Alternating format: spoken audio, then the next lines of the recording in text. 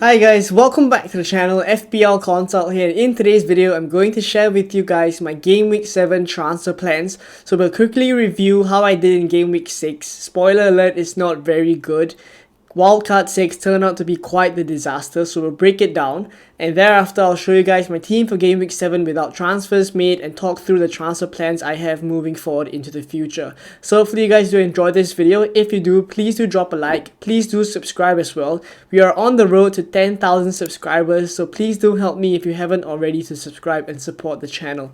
Alright, so for Game Week 6, this is how I did. I'm currently on a red arrow. I've almost doubled my rank to 454k, and Game Week 6, long story short, I just did not do very well, and in general, Wildcard 6 turned out quite bad, because in Game Week 6, if I didn't wildcard, I would have players like Jota, Salah, etc. in my team, who all returned, and for example, Luis Diaz, the Liverpool attacker that I've gone for, blanked in Game Week 6, so that's just one of those things. But I mean, overall, just for Game Week 6 wise, I scored 39 points. This is obviously as of, 34 points. This is obviously as of recording. There will still be a couple of games to go because I'm recording this before the Aston Villa and Ipswich game. So, a couple of games to go, but I don't think my red arrow will change. It'll still be a red arrow. It's just how far down I go. I mean, I have Semenyo to go. He plays on Monday night. But yeah, I mean, Rodgers on the bench, he's probably going to punish me for benching him. So by the time you're watching this, maybe he already has done. So breaking down the players that I have in my squad for Game Week 6. Flecken didn't manage to keep a clean sheet, unfortunately. Wiped out with that one goal by West Ham. I was hoping that, because at that point in time when I was watching the games, Arsenal had already conceded and Brentford hadn't, so I was hoping that Raya, already with his clean sheet wiped, would score less than Flecken, because I've chosen to go for Flecken, and obviously Flecken concedes a couple of minutes later, so it really was very short-lived. And yeah, 2 points for him.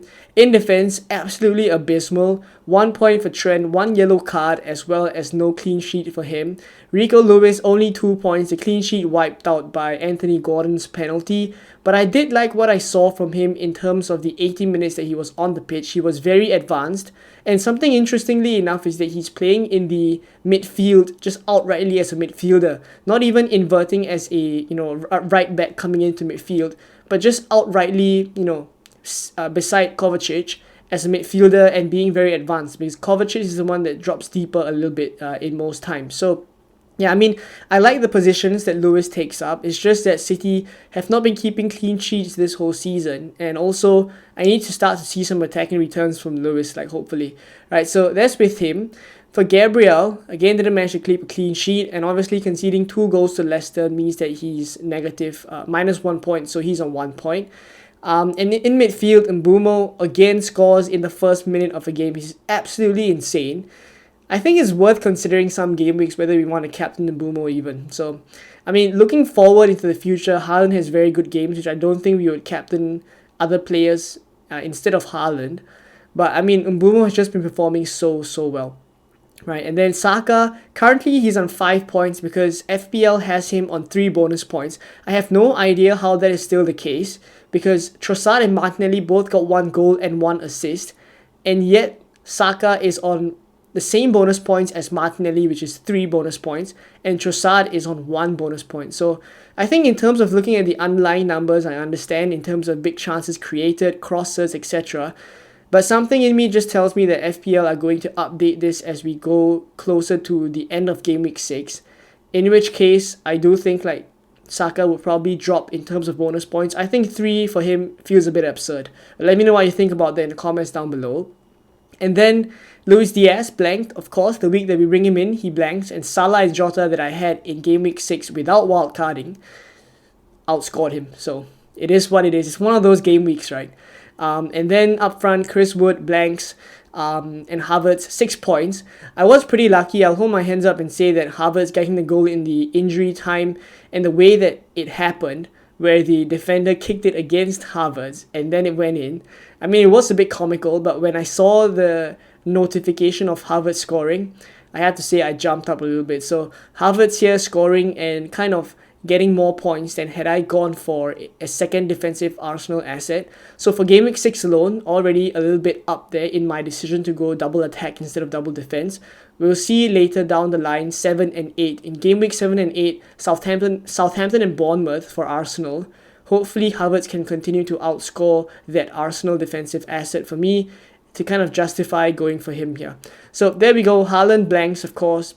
There was an injury scare at halftime as to whether he would come out, but he did, and obviously didn't score as well. So there was a point in time where Gundogan could have squared the ball to Haaland, but yeah, on another day, maybe he comes away with a return, but he didn't. So game week 6, this was how it is. A bit of a disaster game week, a game week from hell. But yeah, let's just look forward into game week 7. Hopefully, by the time you're watching this as well, Rodgers hasn't punished me too much because he's first on the bench. But yeah, we'll see. But if not, let's take a look at my game week 7 team without any transfers made.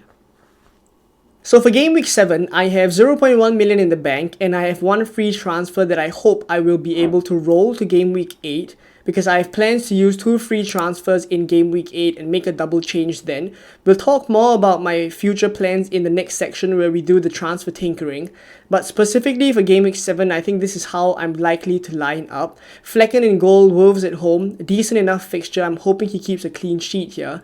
Defense wise, it's Trent, Lewis and Gabriel. Trent and Gabriel are perfectly fine. I think Lewis is the one here that I have a bit of doubt as to whether he would start.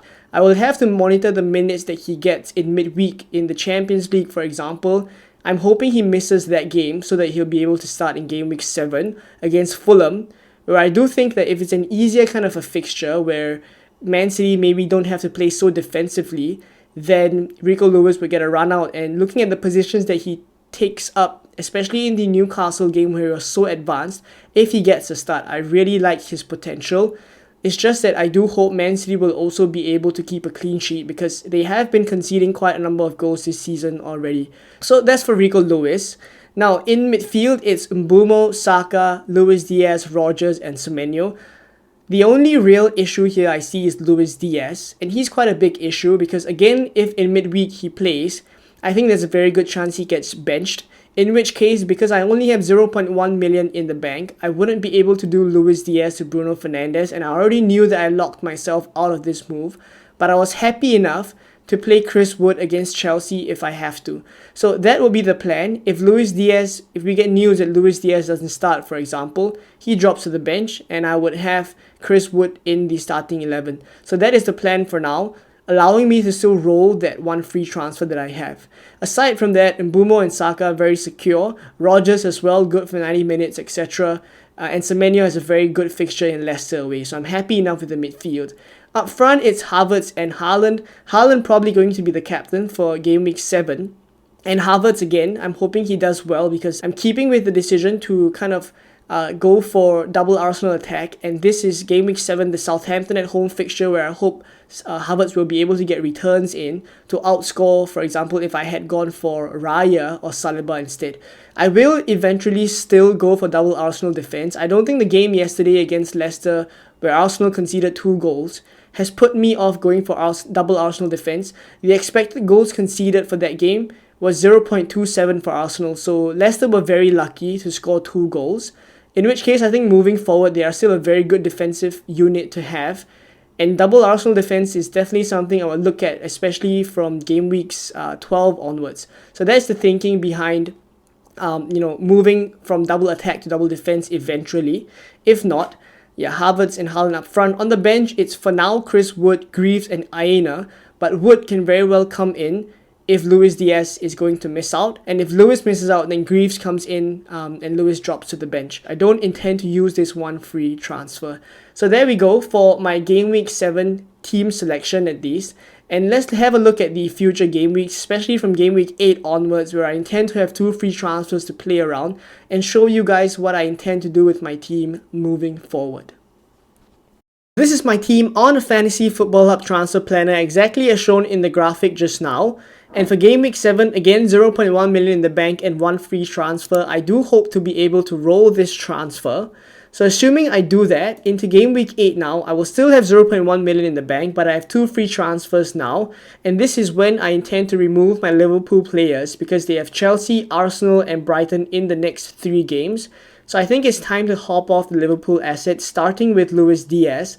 So I will remove Luis Diaz and I bring in Bruno Fernandes. That's the first move I'm thinking about. Now, I know what people think about Bruno Fernandes, but at the end of the day, we know what we get with him. He's a 90-minute player. He's on penalties. He creates loads of chances.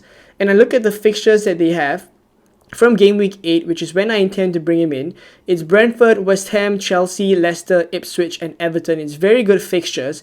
And arguably the most difficult one here in game week 10 is Chelsea. But even then, that is at home. So I really think that Bruno Fernandes is a player that I would want. And honestly, he's at 8.2 million now.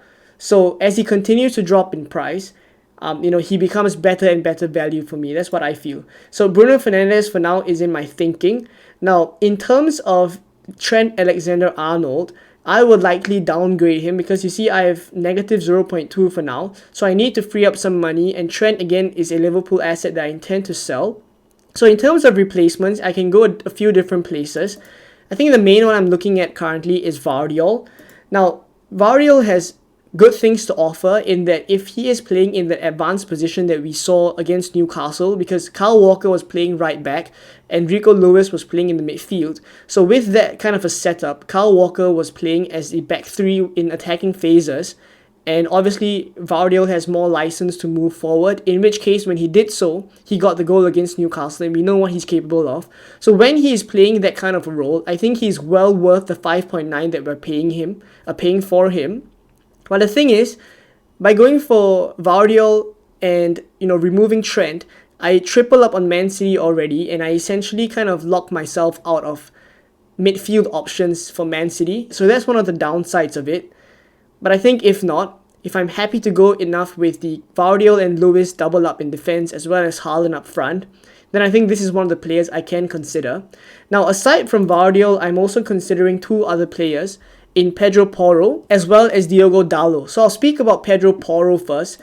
The thinking mainly behind Pedro Porro is just how attacking he is. I mean, we know what we get with Pedro Porro. The only concern for me is Spurs as a defensive unit not looking very solid, and their fixtures looking a mixed bag in terms of Aston Villa at home in game week 10 and Man City away in game week 12. So those are tricky fixtures, and I do think like Porro probably concede in them. In the slightly easier fixtures as well, there's West Ham, Ipswich as well as Fulham. So perfectly viable fixtures for me to play Pedro Porro. Hopefully he gets clean sheets and attacking returns. But if not, in these slightly tougher games, I would be relying on attacking returns. So aside from that, if I want to go for a player with a better run of fixtures, then I think that would be Diogo Dalot. So a bit on Dalot right now. The similar thinking behind him is that the fixtures are really good from game week 8 onwards, and the only real tough one is the game week 10 fixture against Chelsea that is at the end of the day still at Old Trafford. So that's the kind of players that I'm looking at to replace Trent, free up some money in the bank as well. I would have quite a bit of money after that. But yeah, so Trent to Vardiol, Trent to Diogo Dalot, and also Trent to Porro are moves that I line up for game week 8. Assuming I go for Diogo Dalot, for example, then this is how I likely set up. And then in game week 9, the plan is to remove Havertz because this is when Arsenal in turn get their bad fixture run, Liverpool, Newcastle and Chelsea in the next 3. This is when I sell Havertz and I bring Solanke in, ready for their slightly easier run of fixtures in the longer term as well. So Solanke here also will help to free up a lot of money. I would have 2.3 in the bank, and this is when as well I can consider thinking about when I want to double up on Arsenal defense.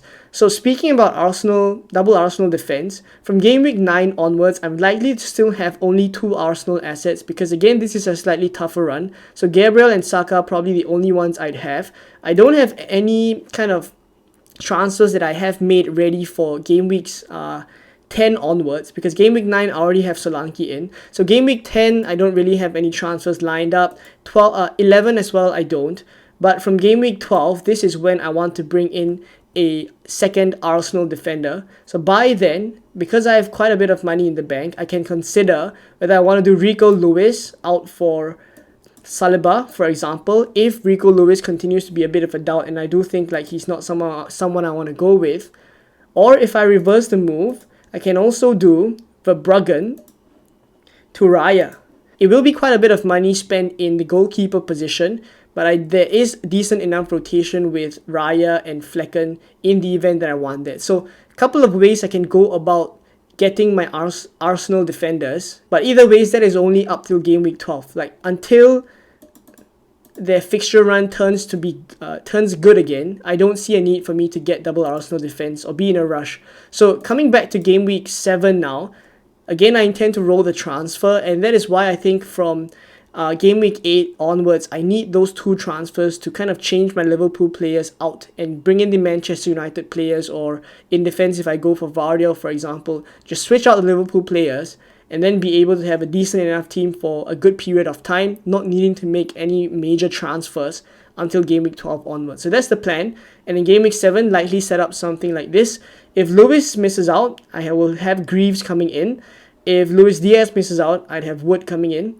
Either ways, the plan is to roll the transfers. Let me know what you guys think in the comments down below and what you are doing with your own teams as well. If not, I hope you guys had a good game week 6. Drop your scores in the comments down below.